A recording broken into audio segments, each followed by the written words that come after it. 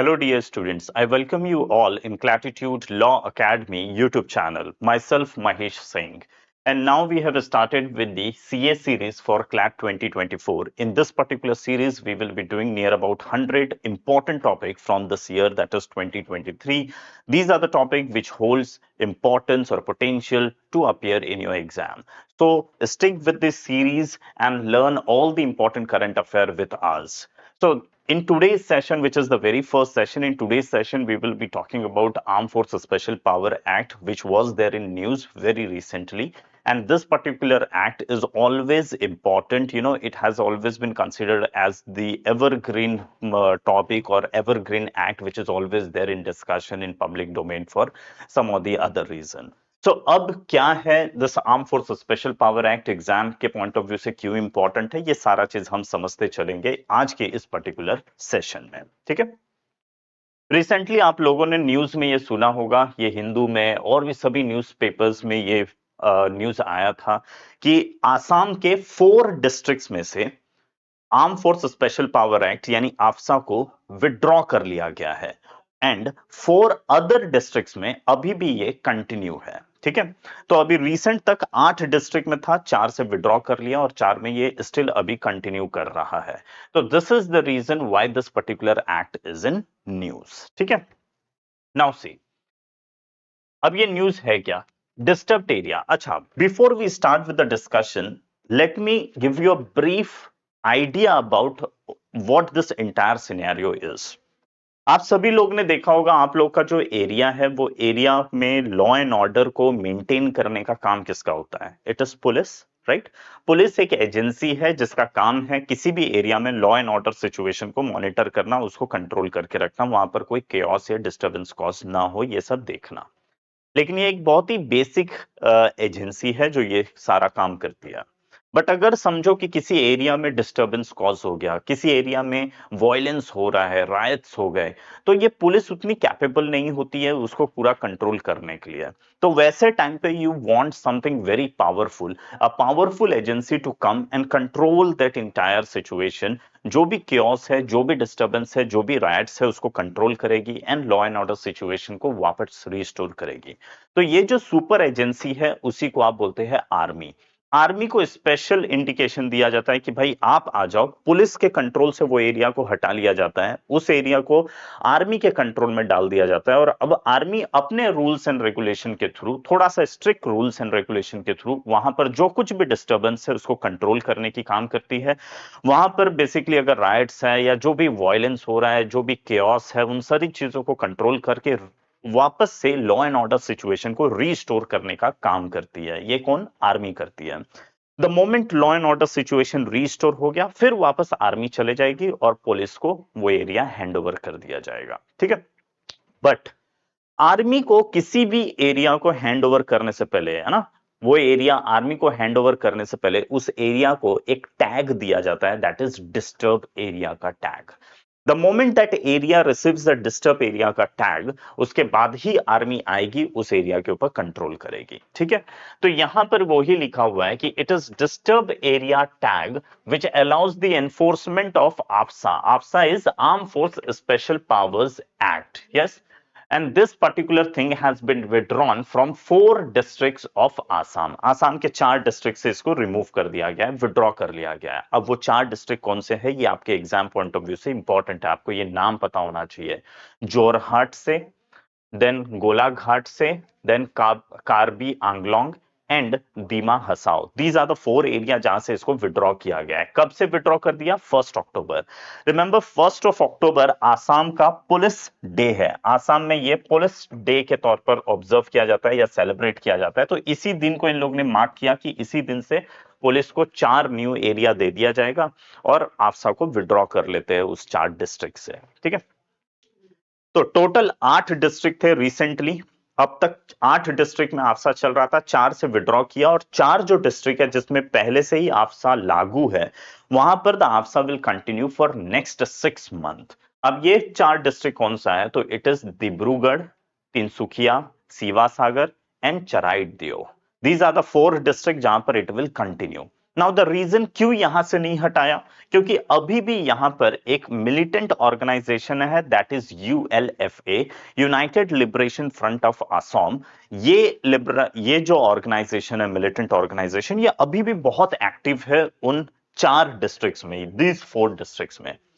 ये जो यूएलएफए है, बेसिकली ये एक मिलिटेंट ऑर्गेनाइजेशन है जिसका ऑब्जेक्टिव है आसाम को इंडिपेंडेंट करना इंडिया से, और आसाम को एक सेपरेट कंट्री जैसा एस्टेब्लिश करना है। ठीक है, दिस इज द ऑब्जेक्टिव। और इसीलिए इन लोग आसाम में बेसिकली जो पुलिस फोर्स हो गई या जो भी अलग एजेंसीज है, गवर्नमेंट एजेंसीज, उसके ऊपर अटैक करते हैं, वायलेंस कॉज करता है, इंटरनल डिस्टर्बेंस कॉज करने की कोशिश करते हैं, एंड मेनी अदर ना इलीगल एक्टिविटी को इन लोग प्रमोट करते हैं।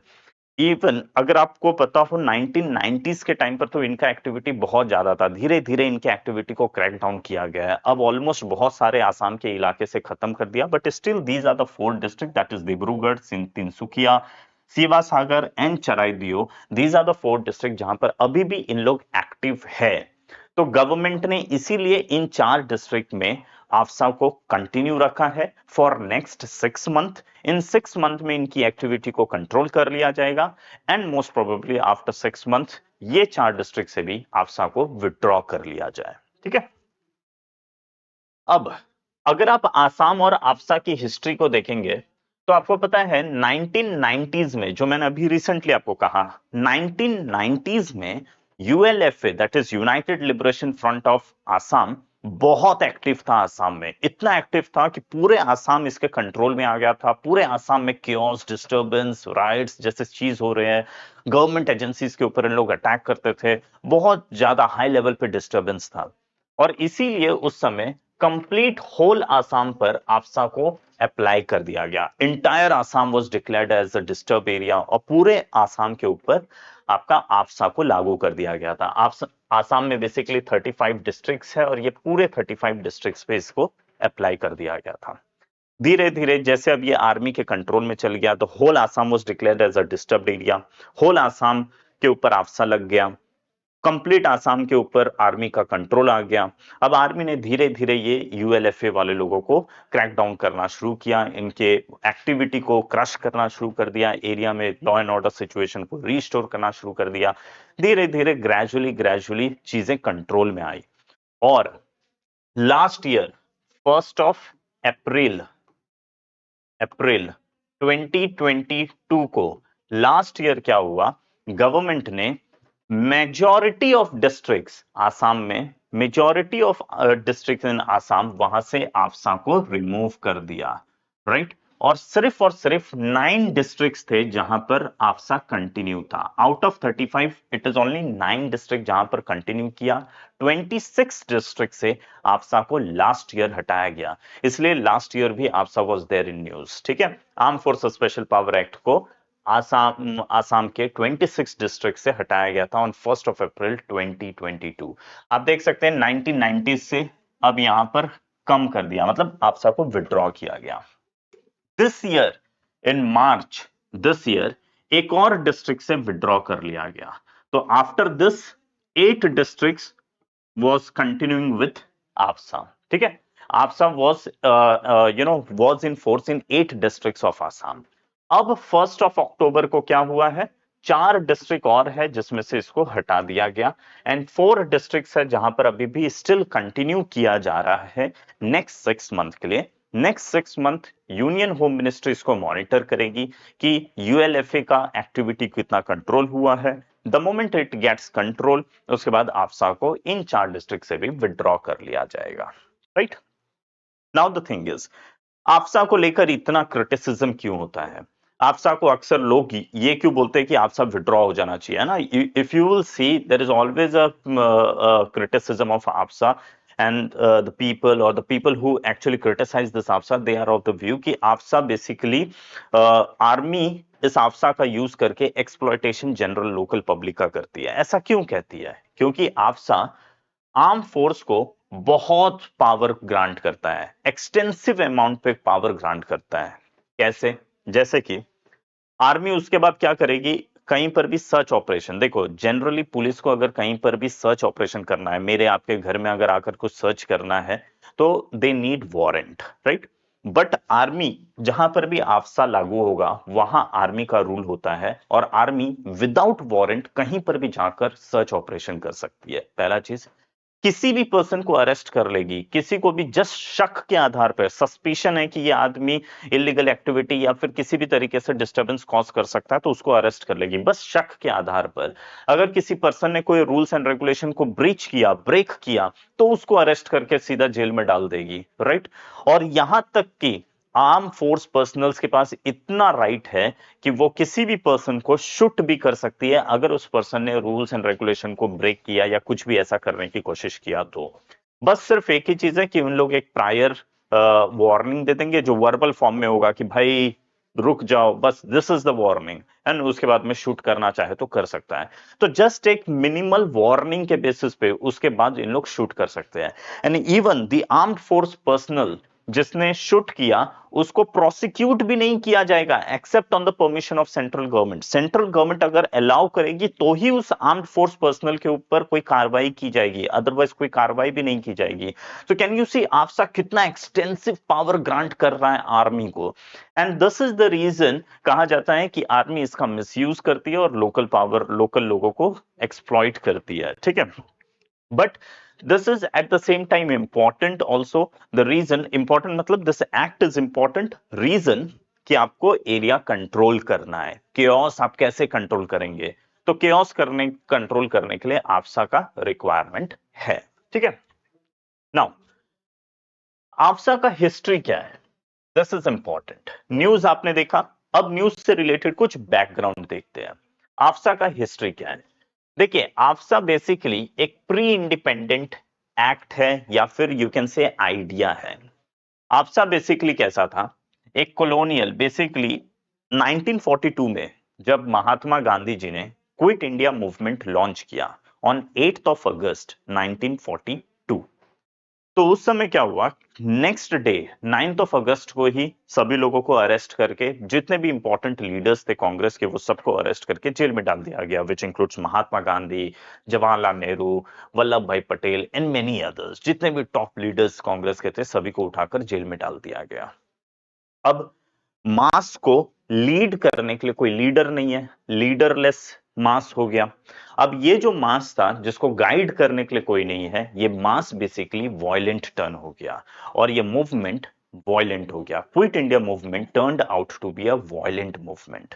नाउ अब इस मूवमेंट को कंट्रोल कैसे किया जाए, वो वॉयलेंस को कैसे कंट्रोल किया जाए, उसके लिए उस समय के गवर्नर, उस समय के वॉइस रॉय लिनलिथगो ने क्या किया, ही promulgated, he passed an ordinance, he promulgated, basically the right term is promulgated, he promulgated an ordinance। उन्होंने एक ऑर्डिनेंस इशू किया, ऑर्डिनेंस का नाम है arm force special power act, ordinance of 1972, arm force special power ordinance of 1942, ठीक है।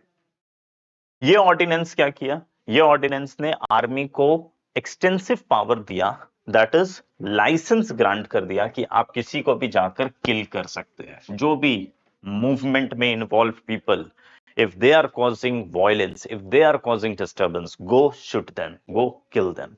so license to kill army को मिला। आर्मी ने इसका यूज भी किया, कंट्रोल करने की कोशिश की, कंट्रोल कर भी लिया कुछ हद तक मूवमेंट को। बट ये जो आर्मी को आप पावर देते हैं, not police force, but you grant directly a power to the army to go and control the entire disturbance which ever is there in that area, right. तो ये जो माइंडसेट या ये जो आइडिया है, ये प्री इंडिपेंडेंस है, ये कॉलोनियल आइडिया है, गॉट इट। अब वो ऑर्डिनेंस तो प्रिवेल नहीं कर रहा है, ये ऑर्डिनेंस खत्म हो गया, लेकिन आप देख सकते हैं इस ऑर्डिनेंस के थ्रू जिस आइडिया को सीड किया गया था वो आइडिया आज भी प्रिवेल कर रहा है, वो थीम आज भी प्रिवेल कर रहा है इन द नेम ऑफ आफ्सा, ठीक है। तो 1942 का से ये जो आइडिया इमर्ज हुआ, इसी आइडिया को इंडिया गवर्नमेंट ने 1947 में यूज किया। क्या हुआ था, वी ऑल नो 1947 में जब इंडिया का आजादी हुआ उसी के साथ पार्टीशन हुआ।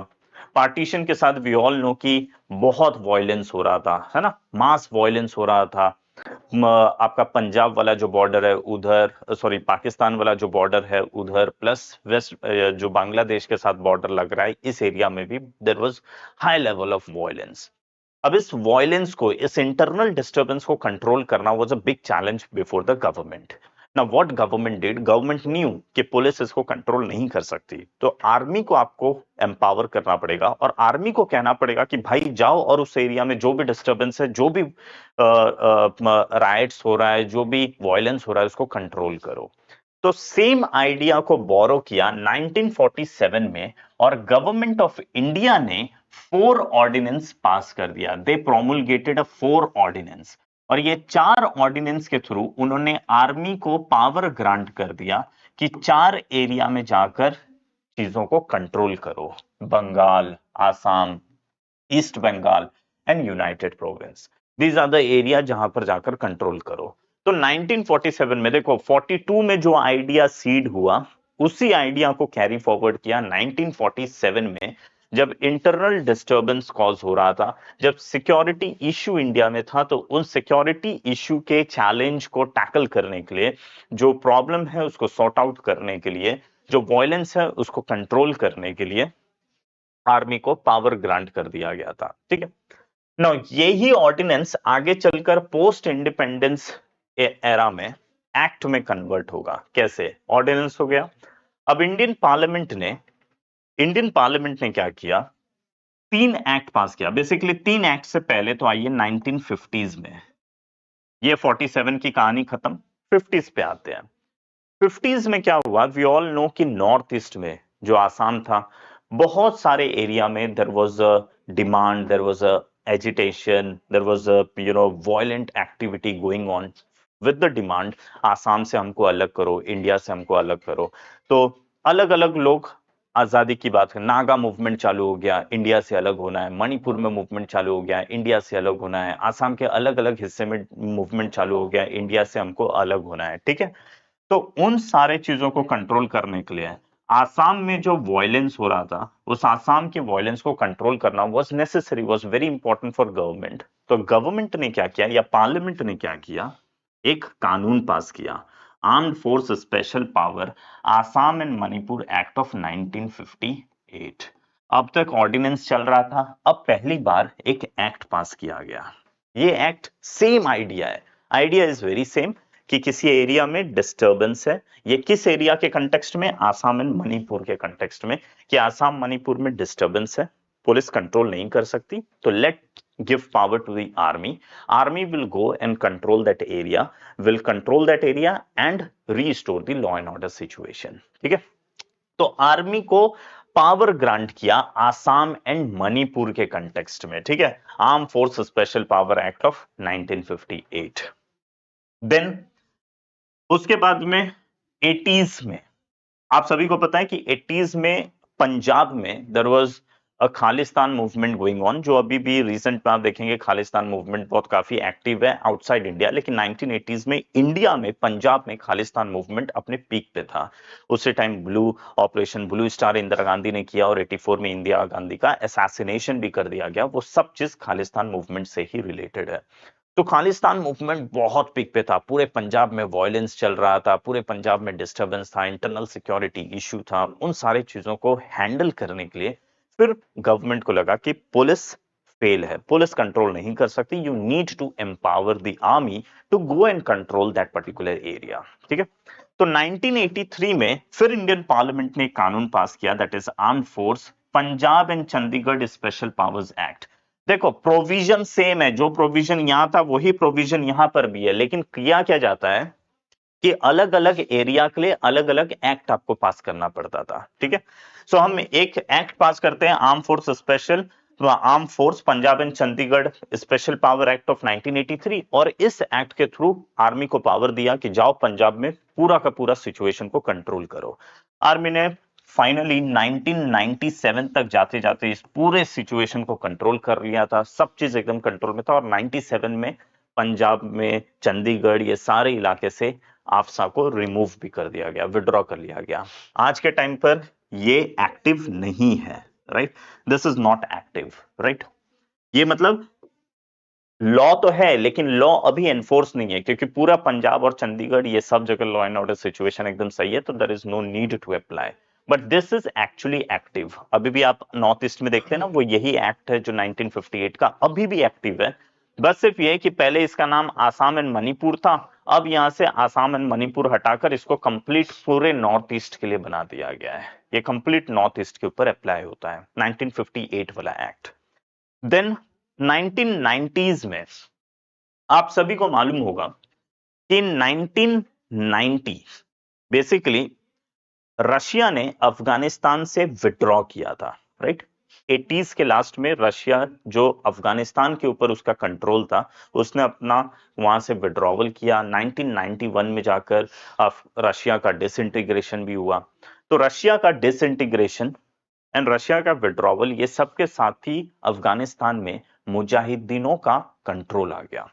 मुजाहिदीन के कंट्रोल के वजह से वहां पर अब इलीगल एक्टिविटी और जो वायलेंट एक्टिविटी है, इसको बहुत प्रमोशन मिला। और ये था हाल कि पूरा सेंट्रल एशिया और जिसके चपेट में हमारा जम्मू एंड कश्मीर भी आया, ये सब जगह जो इलीगल एक्टिविटी है ये प्रमोट हुआ।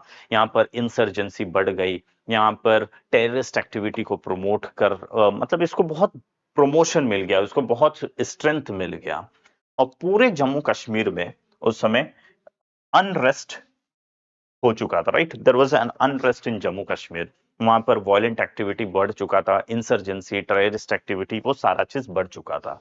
नाउ अब जम्मू कश्मीर के इस प्रॉब्लम को कंट्रोल करने के लिए फिर से आर्मी को पावर दिया again. Now I tell you, provision सब जगह सेम है, बस सिर्फ अलग अलग एरिया के लिए आपको अलग एक्ट पास करना होता है, ठीक है। तो armed force Jammu and Kashmir special power act 1990 में पास हुआ और इसके थ्रू गवर्नमेंट ने आर्मी को पावर दिया कि आप नॉर्थ ईस्ट में जा सकते हैं, आप जम्मू कश्मीर में जाइए and you control this entire situation. वहां पर जाकर जो भी प्रॉब्लम है उसको कंट्रोल करो। और आर्मी ने फिर कंट्रोल भी किया। But even this particular act is now active. अभी भी ये एक्टिव है, अभी भी ये एक्टिव है। बट ये वाला जो एक्ट है ये अभी फिलहाल के लिए एक्टिव नहीं है। कल अगर महाराष्ट्र में इमेजिन करो, महाराष्ट्र में कोई अनरेस्ट होता है एंड गवर्नमेंट फील्स की police is incapable to control that particular problem, then again parliament will pass an act, empower the army, and that act that they will be passing is the Armed Force Maharashtra special power act, ठीक है। और फिर महाराष्ट्र के लिए उसको power दे दिया जाएगा। तो इस तरीके से होता है। तो हमारे पास राइट नाउ आर्म्ड फोर्स से रिलेटेड 3 एक्ट है। जो फर्स्ट वाला 1958 का है, ये पहले आसाम एंड मणिपुर था, अब ये कंप्लीट नॉर्थ ईस्ट के लिए है। तो इसके लिए यहाँ पर एरिया कोई स्पेसिफाई नहीं होता है, but this is for north east. Chandigarh Punjab वाला ये अभी फिलहाल एक्टिव नहीं है, जम्मू कश्मीर वाला ये वैसे भी एक्टिव है, ठीक है। तो दिस इज द हिस्ट्री कि कैसे ये कानून आया, ये कानून आगे आगे कैसा चलता गया, ठीक है। Arm force special power act को किसी भी एरिया में आप अप्लाई कैसे करेंगे? Arm force special power act जो लागू होता है, इसके कुछ बेसिक प्रोविजंस क्या है, आइए वो देखते हैं। Like for example, who has the authority to enforce Armed Force Power Act? See, it is the governor of the state, state का गवर्नर या जो एडमिनिस्ट्रेटर है यूनियन टेरिटरी का या सेंट्रल गवर्नमेंट, इन लोगों के पास पावर है कि ये किसी भी स्टेट को या पार्ट ऑफ स्टेट को, एंड अगर एडमिनिस्ट्रेटर है तो यूनियन टेरिटरी या पार्ट ऑफ यूनियन टेरिटरी को डिस्टर्ब्ड एरिया डिक्लेयर करेगा under armed force power act. And the moment they declare that particular area as a disturb area, उसके बाद में वहां पर आर्मी का रूल शुरू हो जाएगा, ठीक है। नाउ ये जो एक बार किसी भी एरिया को आपने डिस्टर्ब एरिया डिक्लेयर किया, ये स्टेटस को 3 मंथ तक तो रहेगा ही रहेगा। अब 3 मंथ के बाद में हो सकता है कि आप इसको रिव्यू करेंगे, एक्सटेंड करेंगे या फिर विड्रॉ करेंगे। लेकिन एक बार अगर किसी एरिया को डिस्टर्ब एरिया का टैग मिला, then it will be there for 3 month, है ना। ये स्टेटस को 3 मंथ तक कंटिन्यू रहेगा। इसमें पावर क्या मिलता है, आर्मी को स्पेशल पावर होता है, that is even to shoot a person जो आर्मी को ऐसा लगता है कि is involve in any illegal activity, I mean any type of disturbance, internal security threat कर रहा है कुछ भी, तो they can even shoot a person only after giving a warning. एक बेसिक वार्निंग दे दिया जाएगा और उसके बाद में शूट भी कर देगा। और जिसको शूट किया उस पर्सन, मतलब वो जो आर्म्ड पर्सनल है, इस पर्सन के खिलाफ में प्रोसिक्यूशन स्टार्ट होगा only on the permission of central government. If central government do not allows then कोई प्रोसिक्यूशन स्टार्ट नहीं होगा। तो can you see this, this gives the immense power to the army. Now ये जो security force है ये can arrest anybody even without the warrant, right? Search operation किया जा सकता है even without the consent of a person, किसी का कंसेंट की जरूरत नहीं है, even without the consent of a person जाकर वहां पर सर्च ऑपरेशन किया जा सकता है, ठीक है। नाउ किसी भी पर्सन को अरेस्ट किया जाएगा और जिसको भी अरेस्ट किया जाएगा उसे as soon as possible nearest police station को हैंड ओवर कर दिया जाता है। अरेस्ट करने के लिए कोई बेसिक रीजन देने की एज सच रिक्वायरमेंट नहीं होती है।